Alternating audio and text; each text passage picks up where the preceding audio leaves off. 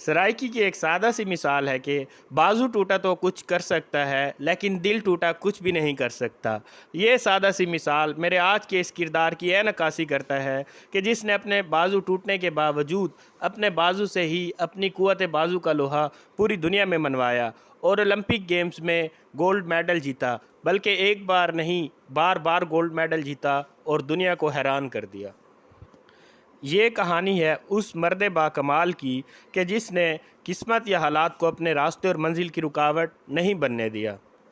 ये बात है हंगरी की आर्मी के एक सिपाही कैरेले टिकास नामी शख्स की, जो कि 1938 में हंगरी की आर्मी का बेस्ट पिस्टल शूटर माना जाता था और वो उस वक्त हंगरी के तमाम नेशनल चैम्पियनशिप्स भी अपने नाम कर चुका था।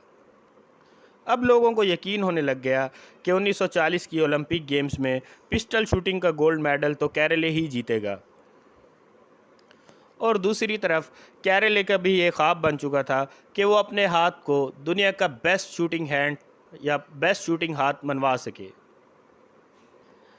लेकिन 1938 में ही आर्मी के एक ट्रेनिंग कैंप में बदकिस्मती से कैरेले का हाथ एक ग्रेनेड फटने की वजह से ज़ाया हो गया।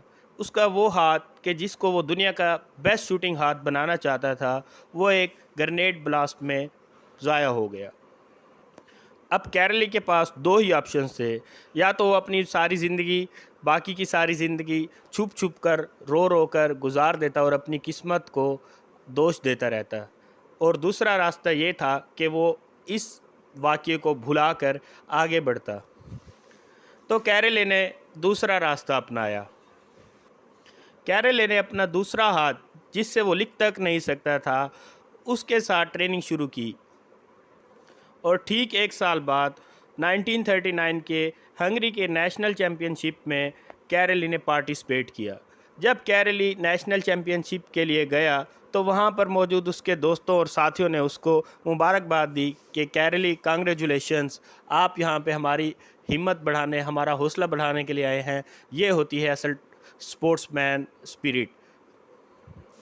इस पर कैरेली ने बहुत ही दिलचस्प जवाब दिया।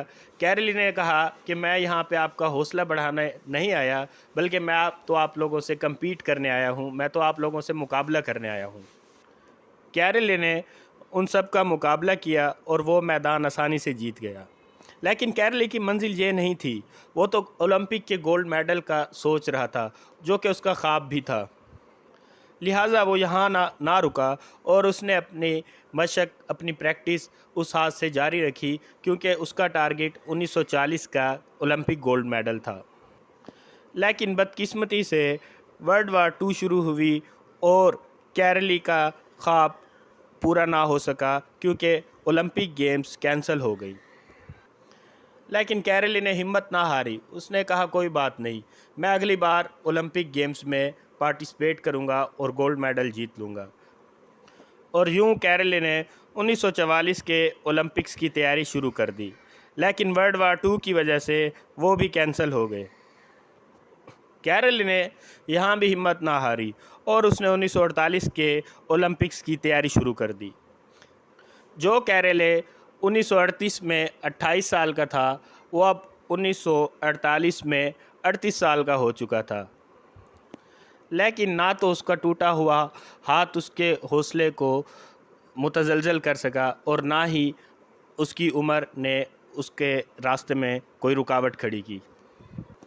और फिर 1948 के ओलंपिक्स में कैरेली ने हिस्सा लिया, और ना सिर्फ हिस्सा लिया बल्कि पूरी दुनिया को गोल्ड मेडल जीत कर हैरान कर दिया। इरादे जिनके पुख्ता हों, नज़र जिनकी खुदा पर हो, तलातम खेज़ मौजों से वो घबराया नहीं करते। और बात अभी यहाँ ना रुकी, क्योंकि कैरेले ने फिर अगले ओलंपिक्स में हिस्सा लिया और 1952 में दोबारा पिस्टल शूटिंग में गोल्ड मेडल लेकर वर्ल्ड रिकॉर्ड कायम कर दिया, क्योंकि इस कैटेगरी में लगातार 2 गोल्ड मेडल कोई नहीं जीत सका था उस वक्त तक। आज की सारी कहानी का मकसद उन नाउमीद लोगों के अंदर उम्मीद जगाना है, जो अपने किस्मत, अपने हालात को अपनी नाकामी की वजह जानते हैं और अपने ज़िंदगी में आगे नहीं बढ़ते कि हम कुछ नहीं कर सकते। ऐसा बिल्कुल भी नहीं होता। देखिए, हर बंदे की अपनी किस्मत होती है और हर बंदे का अपना सफ़र होता है, और आपका सफ़र वहाँ से शुरू होता है जहाँ से आप खुद उस सफ़र को शुरू करते हैं, क्योंकि लाइन तो वहाँ से शुरू होती है जहाँ आप खड़े होते हैं। और अपने आने वाली वीडियोज़ में मैं मुख्तलिफ़ बुक्स के रिव्यूज़ आपको दूंगा, जैसा कि अल्लामा इकबाल की एक बहुत ही शानदार किताब है रिकंस्ट्रक्शन ऑफ रिलीजियस थाट्स।